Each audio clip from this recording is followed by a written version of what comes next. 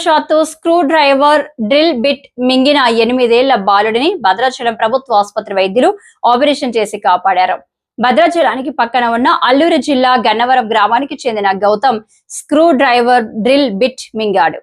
బాలుడి తల్లి అతనిని భద్రాచలం ప్రభుత్వ ఆసుపత్రిలో చేర్చింది. బుధవారం పొట్టలో ఉన్న డ్రిల్ బిట్ అడ్డం తిరగడంతో గౌతమ్ కి కడుపు నొప్పి, వాంతులు మొదలయ్యాయి.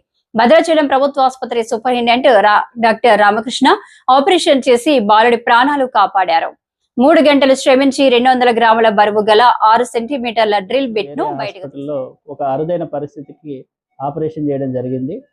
తుమ్మల గౌతమ్ అనే 8 సంవత్సరాల బాబు తను ఆడుకుంటూ ప్రమాదవశాత్తు 6 సెంటీమీటర్లు కలిగిన స్క్రూ డ్రైవర్ డ్రిల్ బిట్ ని మింగడం జరిగింది. వాళ్ళ తల్లిదండ్రులు ఏరియా హాస్పిటల్కి అనుమానంతోనే తీసుకురావడం జరిగింది. ఆ ఎక్స్రే తీయగానే అది కడుపులో ఉన్నట్టుగా మేము గుర్తించాం. కానీ ఎటువంటి కడుపు నొప్పి కానీ, పొట్ట ఉబ్బడం కానీ ఎటువంటి లక్షణాలు లేకపోవడం వల్ల ఆ బాబుని హాస్పిటల్లోనే అడ్మిట్ చేసుకొని అది బయటికి తనంతట తానే వెలుగుతుంది అనే దాని గురించి అబ్జర్వ్ చేయడం జరిగింది.